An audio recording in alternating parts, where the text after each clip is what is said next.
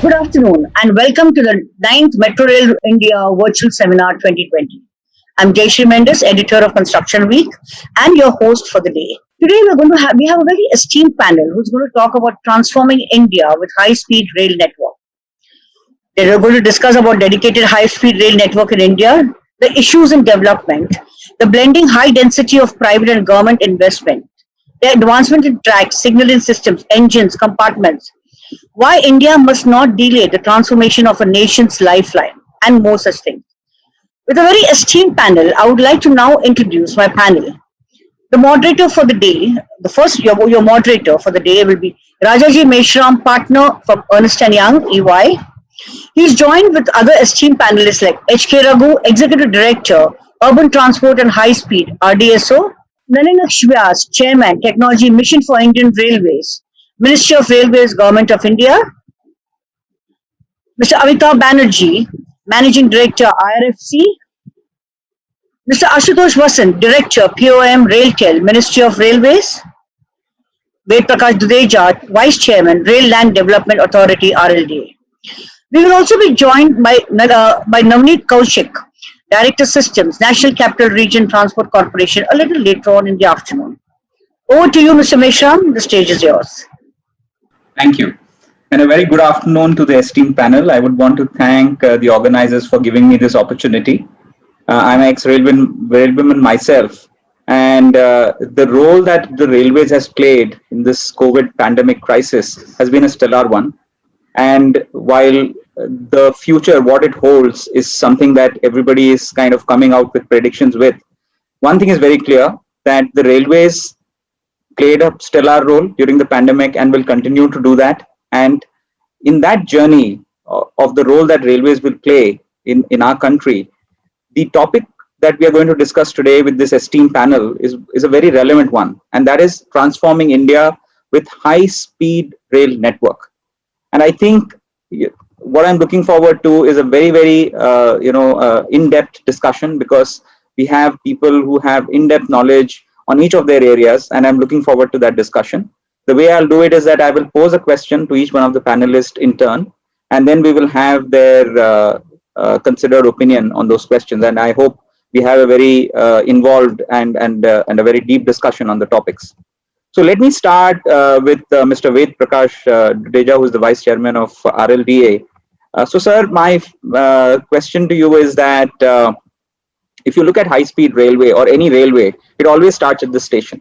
I mean, you enter at a fantastic station, and then you get into the train. So when I look at RLDA and I look at the kind of stations that are being redeveloped now, are iconic stations like New Delhi and Mumbai, and of course the dedicated freight corridor is also on the cards.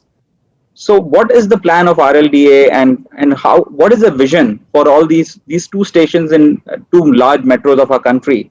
And I am sure that they will definitely play a role in speeding up the routes between Delhi to Mumbai.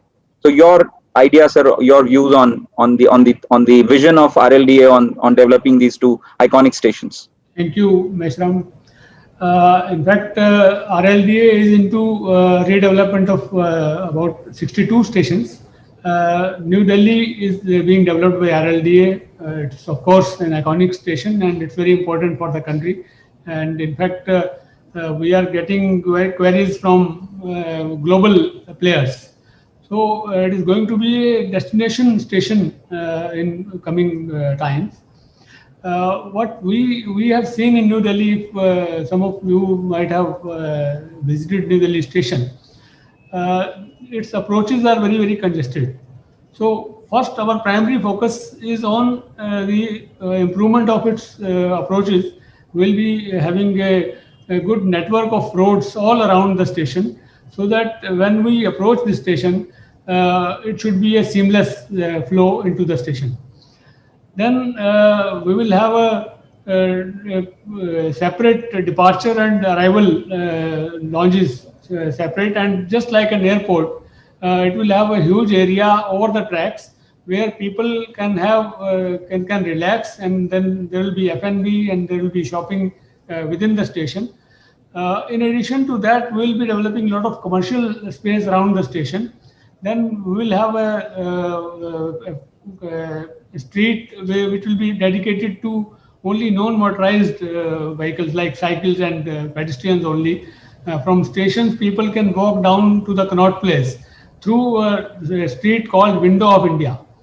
So where all the cultures of India, food as well as handicrafts, they will be on display along this road, where people can walk and have a view of the culture of India. So then we will have two huge, about 40-storied towers, which will house the offices as well as some hotels.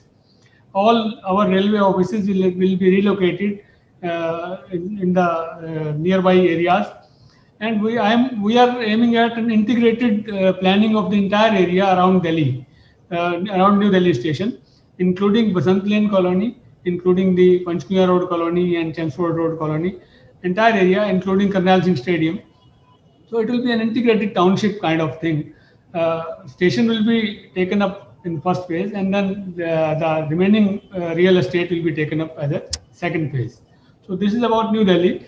Mumbai CST, which is being developed by IRSDC. It is our own arm. 50% stake is with RLDA. So keeping heritage nature of that station, this station will be redeveloped into a new destination.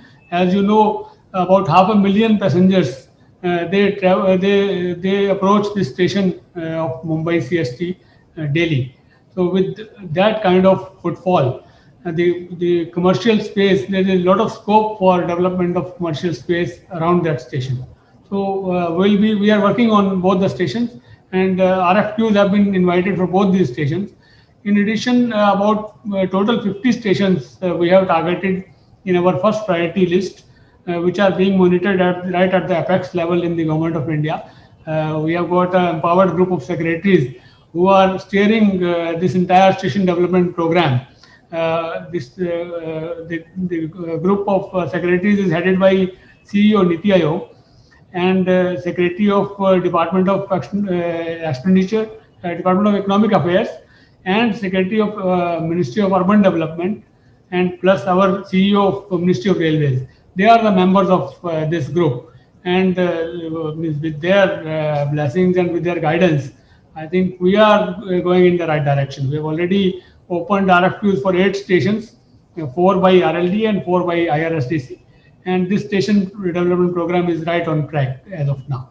Great, sir. Thanks for that. And I think now, when I visualize this journey, we have entered the station, and they are iconic stations, as we have heard from the vice chairman. But here I want to come to Mr. Ashutosh Vasant, director from RailTel. Sir, what we hear about these iconic stations is that the tracks are completely congested. So while we will have fantastic stations, passengers have the pleasure of having that fantastic user experience. What do we do with the congested tracks? How do we find a solution to that? I mean, building a second line, third line is not practically possible. It requires huge amounts of money. So what's the solution to that? How can we increase capacity? How can we make trains safer? Thank you, Mr. Rajaji. You have poked in a subject where you would have to forcefully stop me now. This is something I love. Let me share, just by change in signaling, just by employing what is known as AI, deep learning, machine learning, robotic process automation. These are the buzzwords, but in reality, this can be plowed in actual transportation. Do you know what we can do? From the conventional block systems or the automatic signaling that we have been seeing for ages, if we change to something what is known as moving block system, something known as radio block control, something known as predictive transportation, you can enter into an area where the driver does not have to see the signals physically. They are all cap signaling. So one is elimination of delays and dangers of signal not being seen in fog areas in winter or during rains. So once you eliminate this, you can run the trains under at utmost safety and punctuality. Second, Imagine if I can map a driver's driving profile from his routine application of brakes. How does he accelerate?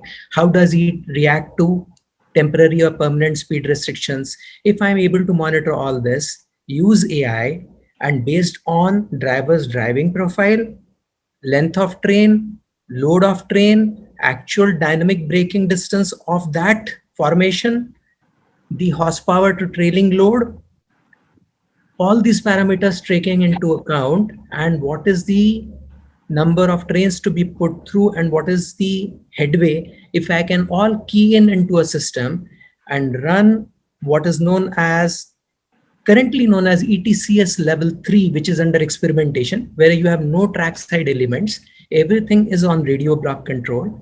This is precisely what we thought about when we proposed to the railways ETCS level 2 with LTER. LTER is a flavor of LTE which is tuned to meet the railways requirements. Priority override, group calling, emergency override, push to talk, high throughput, low latency, so that you can make all these decision makings in reality. What you can do is you can practically uplift the capacity available today to almost 8 times. And this is doable. And if you ask me, my personal vision is, why should we have anything to do with Europe? Why not we have a Bharat Rail Signaling System, BRSS? We develop, we design, we own the IPR, and we export to 160 countries across the world which run railways. How is this dream to you? I see this as a reality. Just give me the go ahead to handle the 10,000 kilometers of your golden quadrilateral and the diagonals, which carry 85% of your revenue generating traffic on date. Trust me, the world would run to you to plow money. It is just on the basis of annuity that you can pay back to the investor. We can rip rich dividends and roll this out in next 3 years flat. Count my words, in 3 years, you can change the dynamics. I have one more vision, and I think all the senior panelists here would gel with me. How about making Indian Railways the Amazon of transportation? Mr. Rajaji, you said you worked in Southern Railways, or today you want to relocate to Rajamundry. Do you trust in assigning your car or your bike to railways for transportation? No. You go to Agarwal Movers and Packers. Imagine if I have an IT system, a full-fledged app, wherein you say, I am ready to move my material tomorrow at 3 p.m. I want somebody to come to my home, pack it to the best level, ensure that it is insured, deliver it to me 72 hours later at address at 46 Cross Road in Bangalore, and I deliver it to you under commitment, otherwise I pay you back. Imagine if I can do this, I can disrupt transportation in the country. Today, I was hearing the MD of one of the financial institutions in the country, and that lady said, we are ranked very low in business because our transportation cost per ton per kilometer is one of the highest. If you do IT investments, if you do signaling investments, if you have the last mile and the end mile integration through an IT system, trust me, you can disrupt the world. Imagine $5 trillion economy is no big deal. You can do something much bigger. That is my vision, and that is what I aim for. Thank you. Sure. Thank you, sir. I mean, this idea about, not having an ETCS level 3, but coming up with an indigenous, Indian Bharat signaling system, that kind of brings me very nicely to my next panelist, Mr. H.R. Raghu, who's the executive director from RDSO. That, sir, I want to hear your views on this viability of developing a high-speed railway system in an Indian setup. I think the signaling is one aspect of it. There are many aspects of it. So just wanted to hear your views on a viability of developing, high-speed railway system in an Indian context. Mr. Raghu, very sorry. I just want to put one more word in. Do you know most of the switching software across the world in the best of the IT systems are written in India? Most of the code writers or the best of the technology system across the world, 70-80% are Indian brains. So we need not look outside. We can own and develop indigenously. That is what my aim is. Thank you. Yeah. Mr. Raghu, your views on this? Regarding viability, if you say, then if you compare the things, the different kind of things with the different things, like say, if you compare a normal Indian railway with a high-speed railway, then it is totally injustice to the high-speed railway. high speed railway, basically we have to develop only on those places where you want to replace air travel by the surface travel. And if you know the things, and the railway transportation is the cheapest mode of transportation, whether it is goods or whether it is passenger, and the costliest transportation is air transportation. So we have to catch hold of those areas where the this high speed railway can replace the air travel, and we have to see the number of people who wants to go very fast from one destination to another destination, and they don't have that many of aircraft available for them. They don't have that many of flights. And world over, if you see, there is a full campaign going against the air travel, because air travel is really very, very costly, and not only costly to the person, but it is cost to the nation and cost to the world. So we have to compare the high-speed railway with the air travel, not with any other travel, because of course it will be costlier than the normal rail travel, but it saves time for a business person or a professional. And once you save the time, that time you can utilize. But since my friend Mr. Ashutosh Vasant is there from Railtel, and they can make the things much easier, because what he is talking about, the ETS level 3, that is really going to give a very big boost in the existing railway system also. If you use in the existing railway system also, you need not to go for more number of lines, or more in the same number of lines you can introduce more number of trains, and your trains can be run very fast, because the system provides you the safety in which the driver need not to worry about the signaling aspect. The train itself take care of it. And the next level of the signaling is CBTC system, and ETS has level 3, what we already talked about, because these level system put all the responsibility on the signaling system, and signaling system takes care of the train, and the train is accordingly run. Say if any other train comes in front of it, and every train actually creates an envelope over it. So if they are having envelope up to envelope of a next train ahead or next train behind, the train can move. But soon they starting entering into envelope or nearing to the envelope, automatically the train controls takes place, and without the intervention of the driver, the speed of the train starts reducing. So if the speed of the train starts reducing, and if the train ahead of it is really stopped because of some problem, then automatical brake application will be there in the train behind it.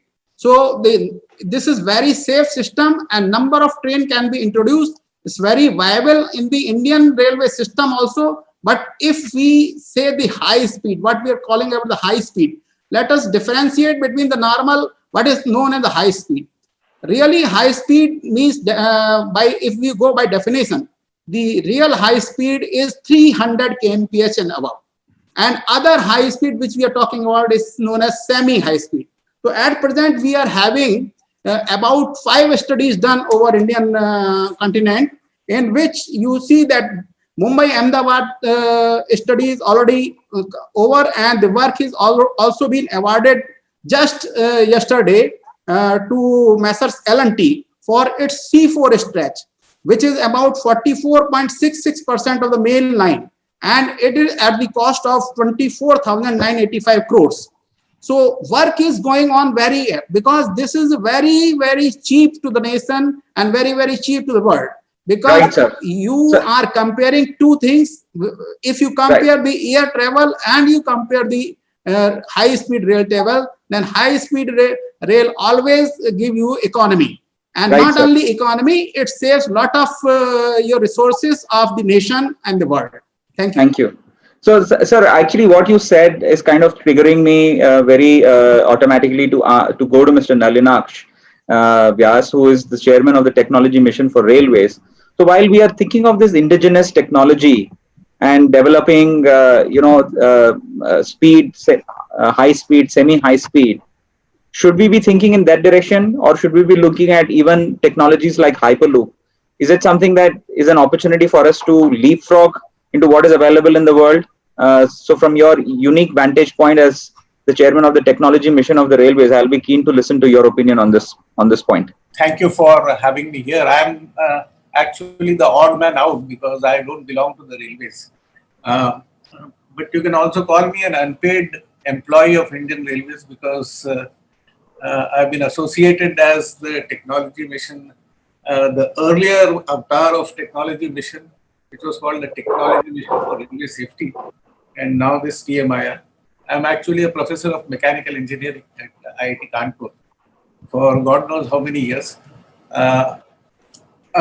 Before I answer your question, I was really very, very happy to hear Mr. Ashutosh Vasant talking about an indigenous ETCS 3 for India. Why don't we do it? It has been pending for a very, very long time. It has been under discussion since Dr. Kakotkar committee, that committee chaired by Dr. Kakotkar, and after that, so many times when we have been talking about development of an ETCS 2 and CRTS, the Chinese rail signaling system. The unfortunate part is that we are not getting started. We have to start immediately in a mission mode. For it is eminently possible. What is so great about it? What is so great about it? It should be taken up in a mission mode, and I'm willing and interested in talking to Mr. Ashutosh beyond this. This is well within our control. Unfortunately, we don't even have a proper test bed in the country where we can start doing the hardware and loop testing, writing down protocols for switching and signaling.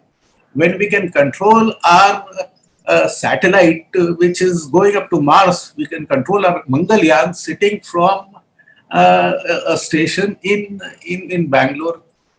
ETCS 3 is eminently possible with the talent and the competence available within the country itself. And why 3 years? It can be done in 1 to 1.5 years flat. We should have a prototype ready in 1 year. Let's go ahead and do it. The other thing, coming to the question that you have been, you asked me the other day also, high-speed rail in India is inevitable. It is not this versus that, low speed versus high speed, or just in this sector and not in that sector. High speed train is inevitable in India. It is the level of technology that we are going to live with in this century and the days to come. We cannot exist with our current level of technologies. We have to go in for high speed. And what do we mean by high speed? Is it 350 kilometers an hour that we are talking of today, or 450 kilometers, or 500 kilometers? We are talking of 200 kilometers an hour. Approximately that speed. That is possible just by maintenance of our assets in a proper manner. We have to look at our rolling stock. We have to look at our tracks and bridges. We have to continuously monitor them, evaluate them, and make an assessment whether we should be able to run it at 200 kilometers an hour or not. We are not asking for the moon. We have to make this assessment. If we are going further with this, we need capabilities to design our own rolling stock. We need at least people who can understand what high speed, what are the issues with high speed bogie going to be? What are the issues related to the dynamic loads which will come onto the tracks and the bridges? We need these centers of excellence, or at least some studies initiated in RDSO, in the railway board on these very issues. And why should we restrict ourselves? As far as technology development is concerned, as Ashutosh ji said, it need not happen in small steps. We can leapfrog, where India can become really a center for where such technologies, we can afford to develop these technologies. We have the flexibility and we have the largeness of the system. Even Hyperloop, we are personally involved in a project with Hyper Poland, where we are designing some of the rolling stock that they would be requiring for the maglev. One other point that I wish to highlight here is again taking a cue from what Ashutosh ji said. Others will also be speaking on this, that the cost differential for indigenous development is so huge that we cannot go for imported technology everywhere imported technology if we want to modernize our railways. Be it high speed. We have been involved in an Industry 4 project recently for rail coach manufacturing in Raebareli. And let me tell you that implementation of Industry 4 for the entire unit, production unit, would be of the order of 200 to 300 crores. But if you develop the entire system indigenously, and we are on the verge of developing it, the cost comes down by at least a factor of 10. We should be able to develop our own framework for Industry 4.0 within an expenditure of 10 to 20 crores, not more than that. There's a cost differential, not just in Industry 4, but signaling system, but for rolling stock design and fabrication, for our monitoring systems, wayside monitoring systems, on-board monitoring systems, all that needs to be developed in India. Sure. We've started with the railway stations, but there's a huge canvas and potential which is in front of us. And if we do this, if you're talking of digital India, we have to have digital railways will form the backbone for digital India. Sure. This transformation has to come from the railways. There is no other engine of industry or technology which can bring this about in our country. Thanks for that, sir. I think, Mr. Meshram, yeah. just I want to add something to Mr. Vyas' work, which has already been done by the railway. And only it has been done with the help of IIT Kanpur, and Mr. Vyas has been very instrumental in that. In Modern Coach Factory, Raebareli, when I was Chief Workshop Engineer there, then we have developed a smart coach with the help of IIT Kanpur and the other industry partners. And that smart coach is equipped with the latest passenger information system. And in addition to that, telecommunication, various coach performance parameter of the maintenance depot, enabling the predictive maintenance. After completion of journey, also the desired attention during the run. And at the first stop related to passenger amenity, if any passenger is having some problem that like AC is not functioning properly, or his water supply is not working properly, this is all given in the real time, where whenever the things goes wrong or is going to be wrong, so predictive analysis is being done with the help of that smart coach. And that smart coach we made with the help of Mr. Vyas in IIT Kanpur, and we were at that time at Modern Coach Factory, Raebareli, and we really cherished that moment, and we celebrated like anything that we have really done something which is going to help to the Indian Railways in a very big way. Thank you. I think the points that you're making, these the Internet of Things and these sensors are all building blocks into which will enable us to upgrade ourselves indigenously in case we are coming up with our own indigenous high-speed railway. But one thing that is very, very important is the money for it. And that's where it brings me to the Managing Director of IRFC, Mr. Amitabh Banerjee. So, sir, if you can briefly, for the benefit of the audience, just tell us the role of IRFC, and also then give your views on how IRFC can play a role in the high-speed railway project. Maybe, an example in point could be the Mumbai-Ahmedabad high-speed railway. So over to you, sir.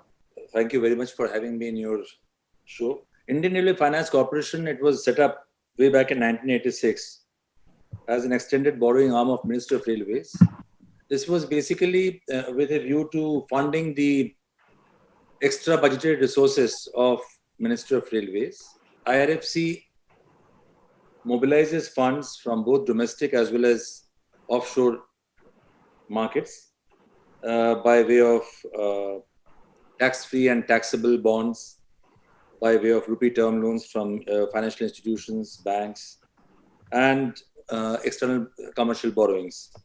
Now, IRFC is basically funding all the infrastructural requirements of Ministry of Railways by way of EBR, and the business model of IRFC is like this, as per allocation of business rules. You should be aware of the fact that no government department other than Ministry of Finance is entitled to raise money from the market. Only Minister of Finance is entitled to go to the market and raise money. So therefore, IRFC was created so that it could borrow funds from the market and finance the requirements of railways, the capex requirements of railways. Now, by virtue of this same allocation of business rules, even Ministry of Railways cannot directly take loans from IRFC. So what happens is that IRFC procures these assets and IRFC owns these assets, either by way of rolling stock or the project assets. The project assets can be doubling, tripling, quadrupling of lines, railway electrification, signal and telecom upgrades, and so on and so forth. And then it leases out these assets to Ministry of Railways for a particular term. There's a period. So basically, in case of rolling stock, it's a 30-year lease period comprising two parts. One is first 15-year lease period is the primary lease period, and this remaining 15 years is the secondary lease period. During the primary lease period, we recover the entire cost of the assets along with our the markup in the first 15 years. And after the completion of the entire lease period of 30 years, the ownership of the assets is transferred to Ministry of Railways. So is the case with project assets also. Now, as far as the, since inception in 1986 till FY20, that is March 2020, IRFC has financed about 3.39 trillion of rupees in rupees by way of 3,39,000 crore by way of financing both rolling stock as well as project assets. We made a foray into project asset financing primarily with effect from 2015-16. Prior to that, we had been financing the rolling stock requirements of Ministry of Railways. Now, out of this 3.39 lakh crore, about 1.05 lakh crore is on account of project assets, and the rest of it is on account of rolling stock. More than 80% of the rolling stock that you see on the railway system of Indian Railways is owned by IRFC. And the entire project assets that we have financed is owned by us. Now, as far as the high-speed rail is concerned, the first phase, that is the Mumbai-Ahmedabad phase, that has been totally the financial closure is over, and there is just a single window financing other than the equity financing from the government, that is by JICA. So JICA is funding roughly about 90,000 crore as of now, and if and when the cost rises or there is any cost escalation, a proportionate amount will again be contributed by JICA. And as things stand, the civil portion of the work, and the other systems like S&T, electrical, as well as procurement of rolling stock, they are all being financed by JICA and through equity infusion by the government. Now, there is another phase 2 which is coming up, that is Delhi Varanasi, and whose DPR is on the verge of finalization. There it is still unfunded, and there no such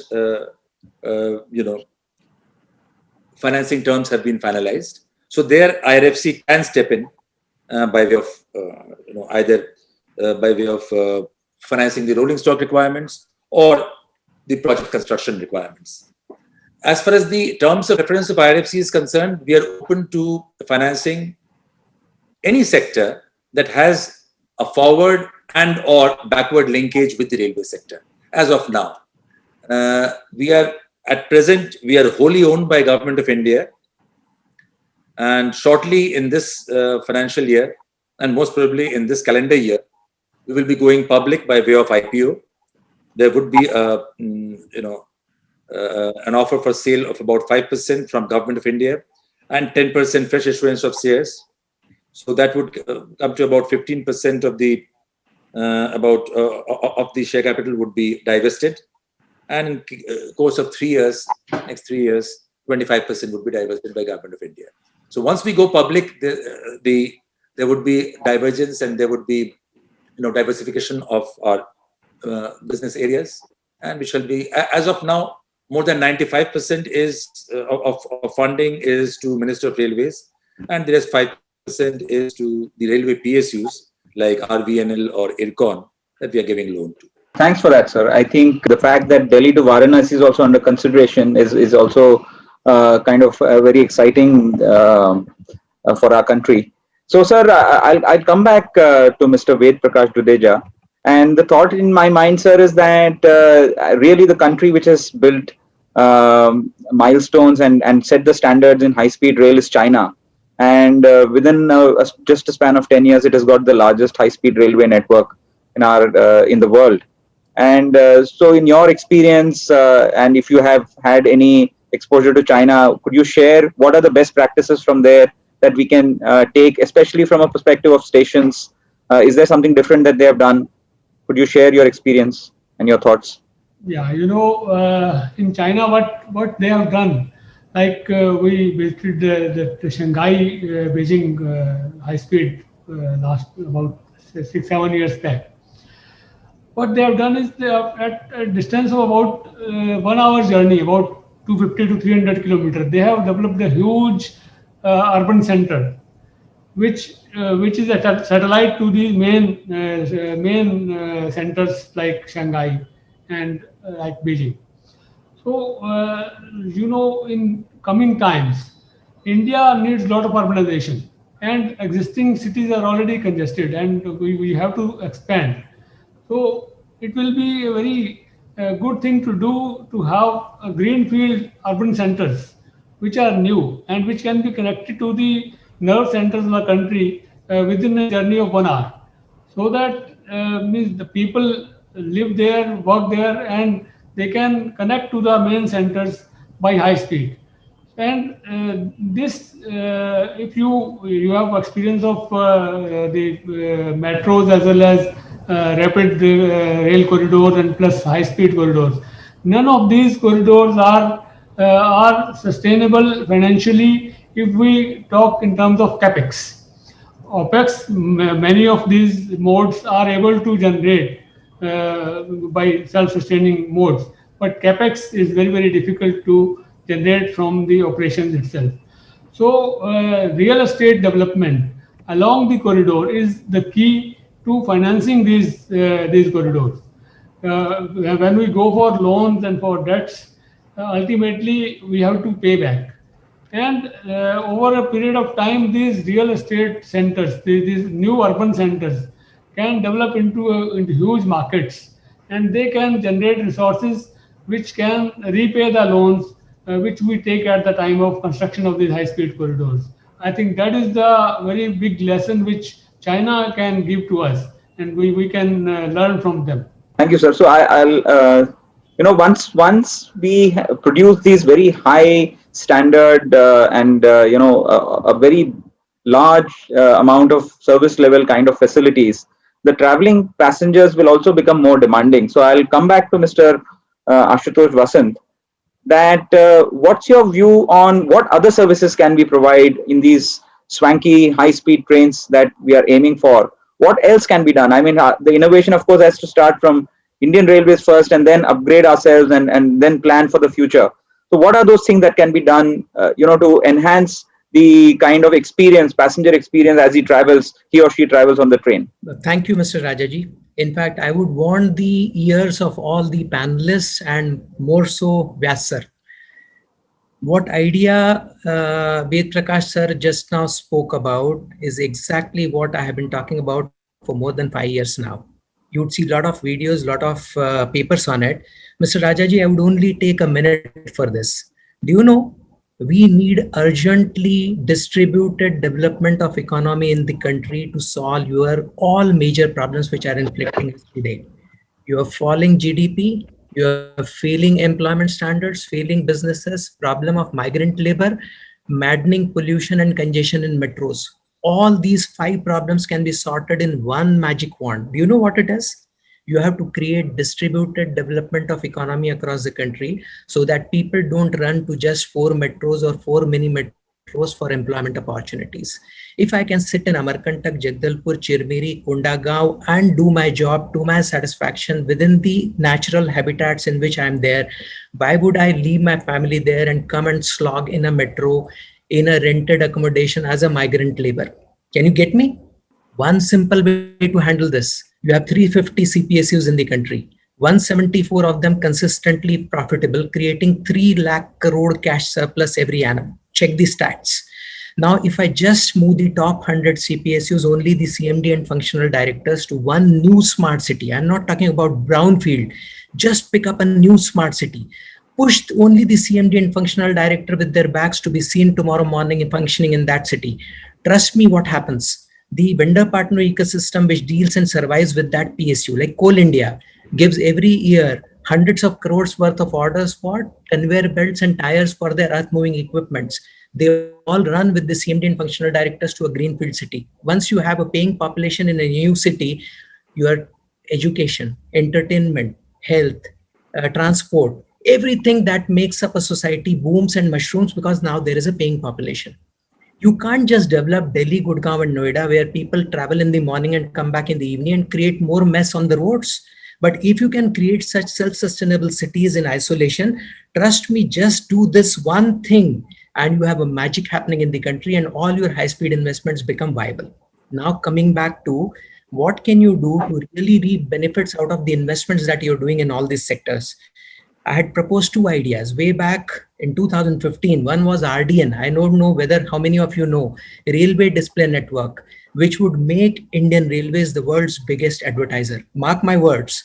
If I have 1 lakh screens on 2184 stations where I have a footfall of 30 million passengers every day on the network, do you know what happens, Mr. Rajaji?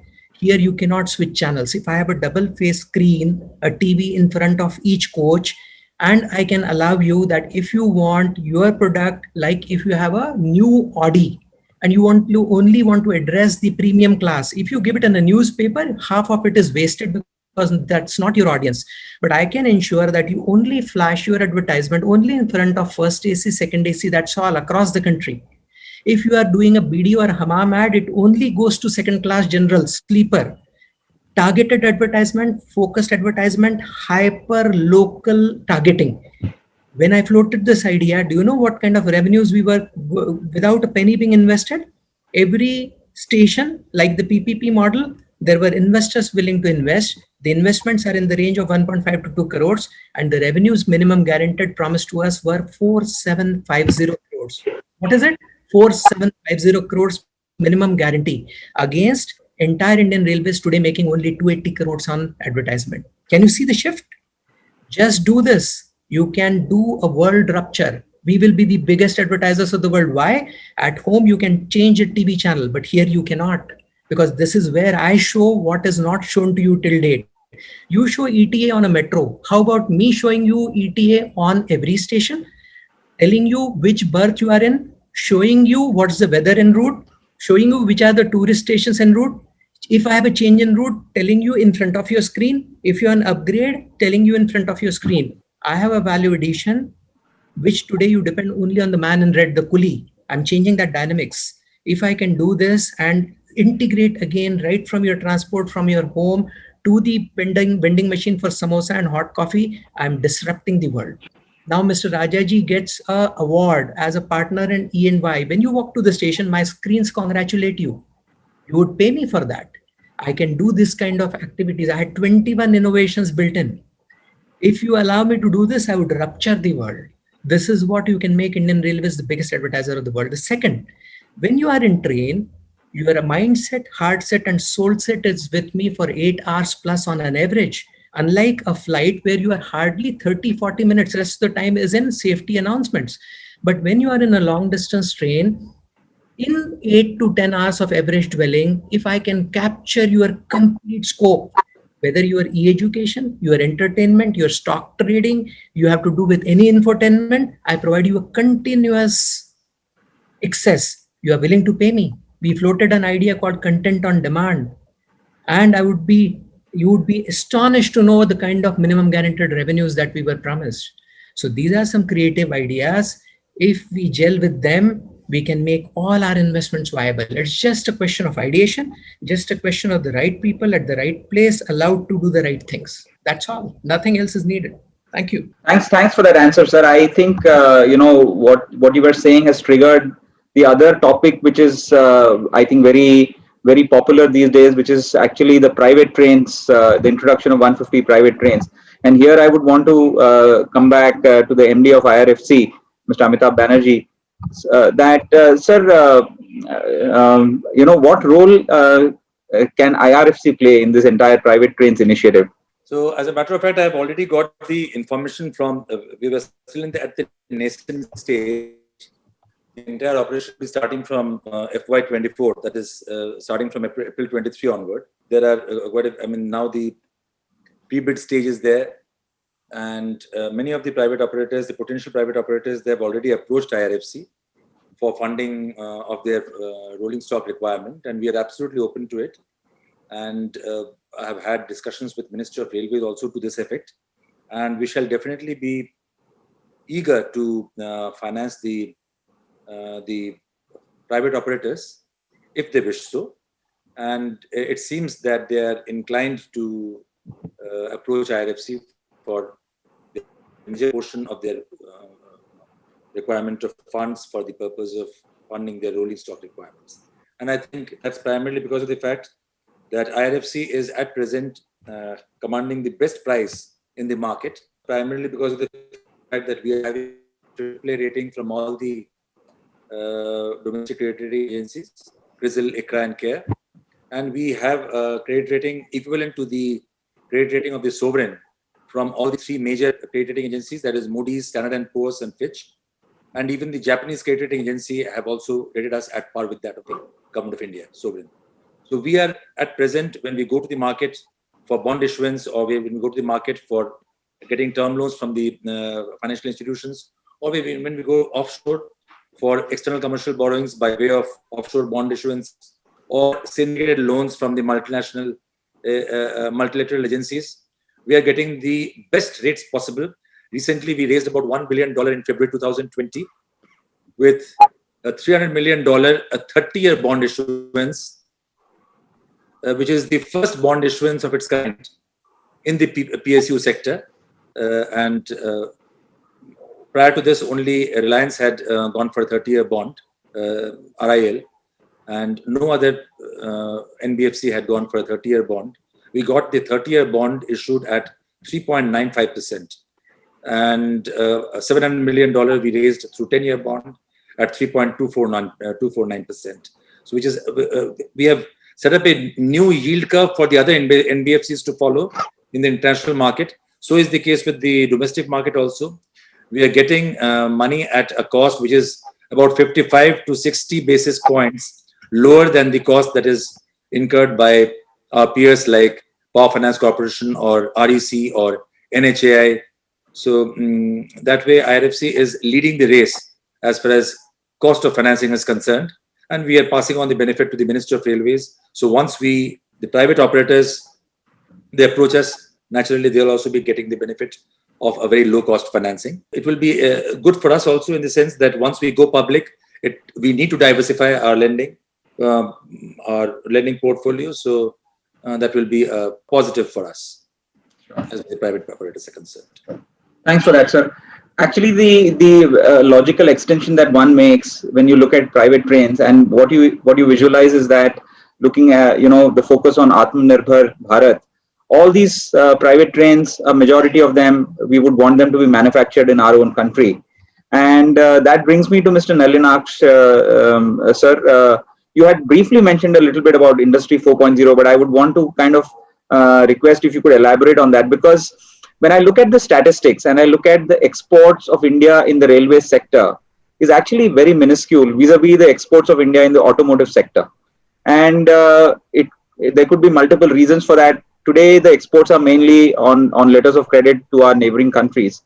But once all these innovations that we have talked about in this panel is going to come to life, the railway industry also needs to kind of respond and upgrade and come to a standard which is acceptable across the world. So it's a question of India making for global railway industry. So when you talk about Industry 4.0 in Raebareli factory, what do you think will be the journey in the Indian railway ecosystem industry, manufacturing industry? Do you see the adoption of Industry 4.0 an inevitable part of as we upgrade ourselves, to become a manufacturer for railway products for the world? Modernization of our manufacturing processes is the key. Manufacturing in terms of bringing about a quantitative change and a qualitative change in manufacturing can happen only through implementation of the state-of-art technologies. In most of the production units in the Indian Railways that you see, we have a lot of legacy systems, and we are working at efficiencies which are not even 1/3 of what we should actually be. There are manufacturing stations and machines which are spread all over the factory, not coordinated at all. Or if there is coordination, the right hand does not know what is happening to the left hand. There are 4 processes, 5 processes going on simultaneously. Some of them are being done by private players, some of them by the factory management itself. You have modernization of manufacturing processes involves integration of all the machines onto one single platform.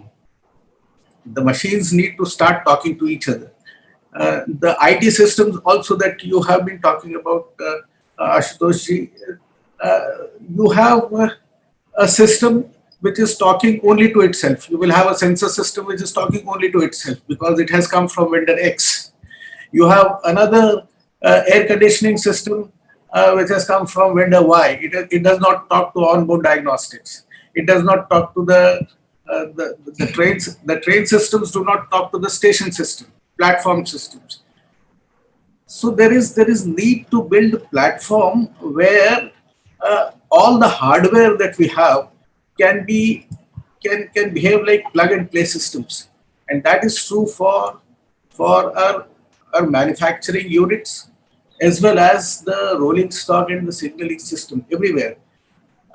We need to create our own platforms. These platforms cannot be imported from outside. That is the key. That is where Atmanirbharta is the key to modernization of all our efforts.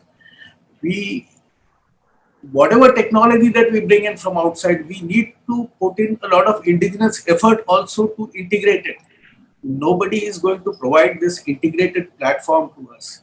I need a Siemens machine to talk to a Fanuc Robo, to a machine which does not talk to anybody at all. All the data needs to be brought onto a single platform. Once I have the data, it is big data.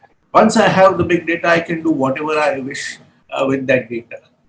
I can optimize it. Similarly, for our transportation, if I have data from 10,000 passenger trains and 10,000 stations at any instant of time, all that data streaming in onto one single platform. Just imagine the kind of big data and the systems that we can build on that. It is just waiting to happen in India. It is just waiting to explode in India, not just in manufacturing system. But the key is Atmanirbharta. nobody has a ready-made solution for our problems. We have to sit and talk and discuss these problems, that evolve our systems around, not that we invent every wheel that needs to be invented, get wheels which are there from outside, but the system has to be our own, so that the decision taking power rests with us. It should not happen that a girl sitting in Malaysia decides for us what is going to be manufactured at what rate in Kapurthala and what needs to be bought from outside. I do not want a girl sitting in Malaysia to decide that. I want somebody in the railway board to take that decision. The more and more we automate or do automation, we are also entering into a domain where we are handing over our decision making, the power to others. That decision, that data, that control of that data and decision making has to remain in with the railways itself. Railways hands. Yes, sir. So I think we are kind of close to our 1 hour, and I think very happy to note that Mr. Navneet Kaushik has joined from NCRTC. And actually, for me, NCRTC is actually an example of the evidence of all that we have spoken about actually how happening on the ground.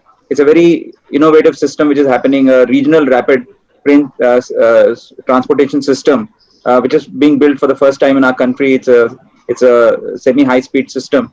So, sir, to you, a couple of questions before we end the session is, what from NCRTC's perspective, what are the innovative signaling technologies that you're talking about, and what we heard Mr. Nalinak speak about, data, collecting of that data from rolling stock, Internet of Things. How are you actually implementing them on the ground? Thank you, Mr. Mishram. Actually, my apologies. I couldn't join in time. As far as the forward-looking approach which is being followed by NCRTC, in fact, when we talked about running trains at 180 kmph, that's the design speed we are looking at. So the first question that came before us was that which signaling technology to be used, because in India, if you need train control, automatic train control, then the technology which is available in India is CBTC, communication-based train control, which is followed in all the metros. However, this particular technology cannot work at speed beyond 100 kmph. So that was the challenge before us. So therefore, we took a conscious decision that, okay, we will go for ETCS level 2, European Train Control System level 2. So once that decision was taken, then the next question came before us, that what should be the communication backbone for ETCS level 2. Because world over, the implementations are with GSMR. However, the vendors who support GSMR, they said that they are going to discontinue the support after 2030. So this was another challenge before us. So we were forced to choose LTE for that. So these were the two decisions which were, like, I should say, that the conventional approach which we followed. But then we also we went for forward-looking approach also, and in fact we decided at least 4 or 5 specifications which are one can say that those are the first in the world. And I would just tell you about only those specifications or those requirements which will be implemented for the first time in the world, and that too in India. That is, one is automatic train operation on standard specification or standard subsets which have been released by ERA, European Rail Association. There are 1 or 2 implementations, but on the same subset, but those are not truly following the approach. So we have decided that we will go for automatic train operations in a way which ERA has defined. Along with that, we also have decided that we will provide platform screen door at every station, because we want the run-through speed at the stations as 100 kmph. So if you see, there are no implementation in the world where platform screen door has been utilized along with ETCS level 2. So this was the second forward-looking functional requirement. And then what we said that this LT, which I already said, we have decided that unlike telecom operators installation methodology, wherein they put high rise towers, 30 meter, 40 meter, and then provide antennas over that, we have decided that we will have a smaller height antennas at the viaduct itself, so that the coverage is limited, and we don't interfere with the adjacent networks, because we think that we will be able to share the spectrum with Indian Railways. Apart from that, one more approach which we have followed, which is in line with Make in India, and that is that we will have a layer of automatic train supervision, which will be common on all the 3 corridors. I don't know whether most of the people available here know about what NCRTC is doing. NCRTC has identified 8 corridors. Rather, government has identified 8 corridors in the NCR region, and in among that we have prioritized 3 corridors: Delhi Meerut, Delhi Alwar, Delhi Panipat, and these will be converging at Sarai Kale Khan. So the trains will be interoperable from one corridor to the other corridor. So each corridor will have its own automatic train supervision system, but then there will be a top layer which will be a common platform to interact with all the corridors, and this will be developed locally. So this is one great step forward what the NCRTC will be taking. Apart from that, the one very bold step what we have taken is that we will be going for hybrid ETCS level 3. So this is one step beyond the ETCS level 2. So that will be something very challenging for us, because there are literally no installations on ETCS level 3 virtual block. So this is one area where we will be the first. Apart from that, what you were discussing about big data and this approach of AI and all that. So this also is part of our plan, that we will be definitely working upon our big data scheme, in which we will collect the information from rolling stock, then other devices along the track through IoT, and then the asset management system which will be there, that will utilize this data to create or help us in preventive maintenance and predictive maintenance and all other feature sets. Those are available with the AMS, asset management system. So in brief, this is the thing which we are going for. Thank you, sir. And I think that kind of brings us to the end of our 1 hour of panel discussion. And I want to thank all the panelists for their, wonderful comments and insights that you have given.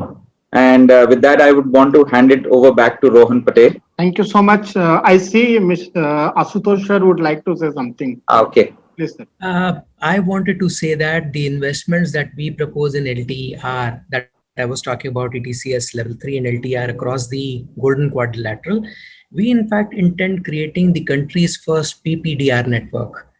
See, India is the only developing country, or a country which looks to be a big power, which does not have a protected, what you known as public protection and disaster relief network. Mr. Rajaji, at the first instance of a catastrophe, whether it is a earthquake, a bomb blast, any disruption, any riot, all your mobiles fail. Am I right? Your mobiles get congested. if using the railway's secured network. Let me tell you, RailTel is the only pan-India network which is secured. I would tell you on off record why I call it secured. And using this network, you can create a public protection and disaster relief network LTR, which can be used by your security agencies, policing agencies, administration, a network which would never fail. A network which delivers the signaling requirements of railways, onboard surveillance and monitoring of your assets, as well as a key network for the country, which is on an exclusive right of way, which is available for all your administrative, security, policing, and internal, external monitoring needs. This is what is our vision, to create the first VPDR network for the country. So it is a multifaceted investment which would be helping the country move forward. Thank you all the esteemed panelists for an enlightening discussion. I really appreciate your time and your active participation for the panel and the way you all address the pain points in high-speed railways. Also, I would like to thank Mr. Rajaji Meshram on how he moderated the session. Again, thank you all for being part of this wonderful panel discussion. Thank you. Thank you.